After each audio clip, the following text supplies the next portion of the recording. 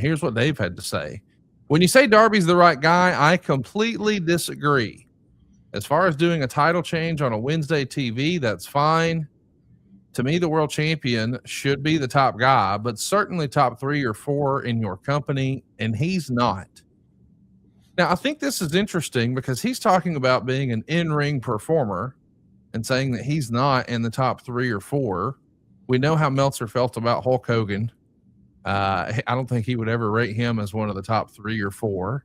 But I do feel like maybe Dave is of the opinion that, hey, if we're saying this is where the best wrestle, then it needs to be Kenny Omega or Will Ospreay or Okada or Takeshita. I don't know. It does feel like the Darby story would have been one that I thought you would get behind, Eric. I mean, he doesn't look like a wrestler. I mean, that's been a consistent problem with AEW in cases, and not across the board, but generally speaking, you look at that roster and very few of them look like they could possibly be mistaken for a professional wrestler. There is a presentation, there is an aesthetic, there is a larger than life component to successful professional wrestling. And Darby Allin, he got great makeup, no doubt about it. Makeup is top game, but come on, is there any believability in this? Is there even an attempt to make it look believable? And I'm sorry, Darby Allin is just not a believable heavyweight professional wrestler. He should be in a cruiserweight division somewhere. I don't know, but nobody's buying it. Nobody's buying it. It's bad casting. Just so I'm clear, do you believe that Rey Mysterio should have ever been the world champion, or do you think that was a mistake as well? I don't think anybody bought it. I think Rey Mysterio had established himself long enough with the audience. They loved Rey and accepted him for years before he became a world champion. That allowed him, the opportunity to slide in there for a cup of coffee, but it didn't have any legs. It couldn't have any legs because it's not believable. Sure, you can pull it off and you can get a short-term pop, and it's kind of a bridge position for a guy like Rey. But first of all, AEW is not nearly in the kind of condition that WWE was in when they made Rey champion, number one. AEW is kind of in a fragile state right now with regard to its relationship with its audience. They've been picking up some ratings since the Nielsen numbers shifted, so I guess that matters. I don't know how ticket sales. I'm assuming ticket sales are up proportionately. I'll give them the benefit of the doubt on that because I don't know. But if they are indeed, if it's more than just a perception that they're growing, why in the world would you make a change like this right now? There's zero logic to it. The only logic I can see is, he's in his hometown and his family's here and it's a feel-good moment. And if that's the extent of the thinking, then, you got what you planned for. I just don't think it has any legs. I don't think the audience is buying it. I don't think it's a good setup for another story. I just think it was a bad choice, creative choice, and we can dress it up and talk about it and analyze it and project what we hope is going on behind the scenes. I just think it was a flat-out bad decision.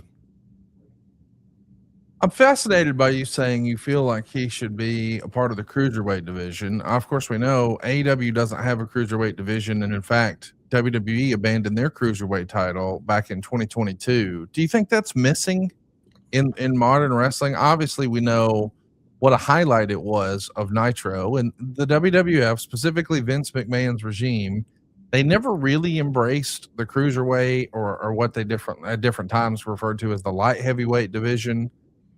Do you think that is a blind spot in professional wrestling now? Or since you have so many lucha talent on the shows, whether it's AAA and WWE or CMLL in AEW, is that sufficient, or do you think that there should be a cruiserweight championship or a cruiserweight division specifically? I think it's a huge opportunity, and I do think WWE is missing the boat by a mile. If If you look at the impact that the cruiserweight division in WCW has had on the entire freaking industry now for 27 years, all you have to do is look at what has happened as a result of and since we created the cruiserweight division.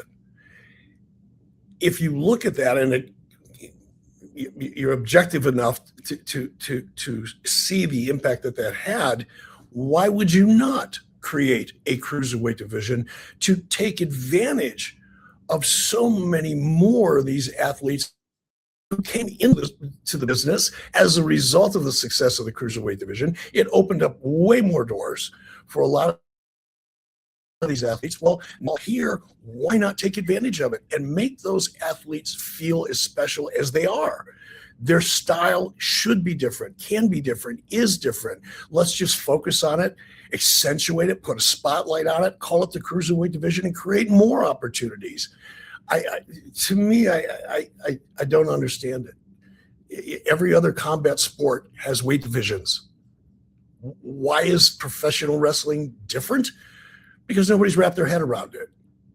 And nobody has been able to wrap their head around it. And it's not math. It's not hard. It's not physics.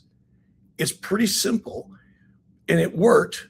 So why wouldn't we do it again? For crying out loud, we repeat shit that doesn't work. Why not repeat something that does? I do want to ask you about the timing of this. We know that they had a pretty awesome pay-per-view, or at least I really enjoyed it on Sunday night, the AEW show, Dynasty. Monday night was the go-home episode of Monday Night Raw. Of course, Tuesday was NXT on a big WrestleMania weekend. And then last night, AEW Dynamite, we see a world title switch. As you and I are recording later tonight, Collision will air. It was actually taped last night. And then Friday night is the go-home episode of SmackDown and the Hall of Fame. And then we roll right into WrestleMania. Do you think it was a good strategy by AEW to capitalize on this week?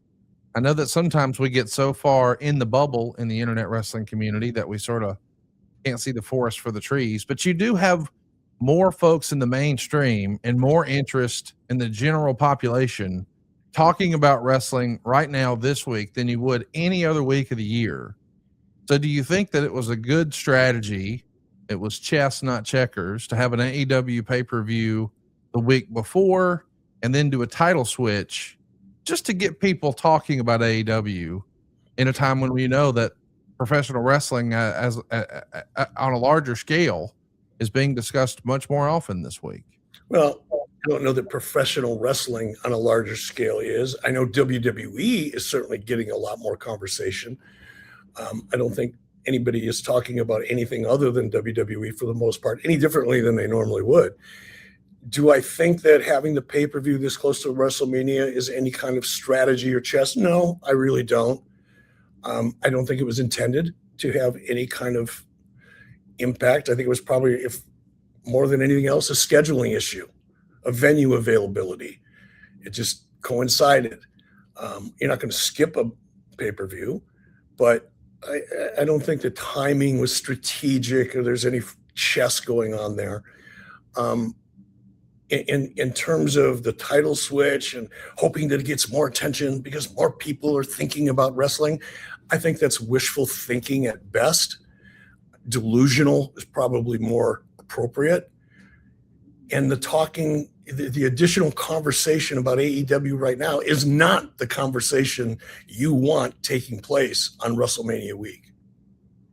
SaveWithConrad.com. Yeah, I'm Justin Ruffin from Knoxville, Tennessee. What got me to Save with Conrad was the 83 Weeks podcast. I really wasn't thinking about getting rid of any debt. I just wanted to cash out some equity in the house to do remodeling. But I did both, so that was pretty awesome. Worked out great. Redid the foyer, built pantry space, and there's little odds and ends when I first bought the house that I wanted to take care of, and we were able to take care of it. So, yeah, paid off 2 cars and some credit card debt. So probably all in all, $30,000 in that. And then I got some $30,000 more equity out of the house, and still plenty of equity left over. So payment's good. I lowered my interest rate. I'm in a much better spot than I was. Super easy. Everybody was great. Very, very awesome people. Francis and Steve were great to work with. They're awesome. Made it for a very easy, seamless experience. I'd probably say all in all, probably $1,000 a month at least. I'm gonna lower my interest rate, especially the way the interest rates are right now, which is, that's amazing.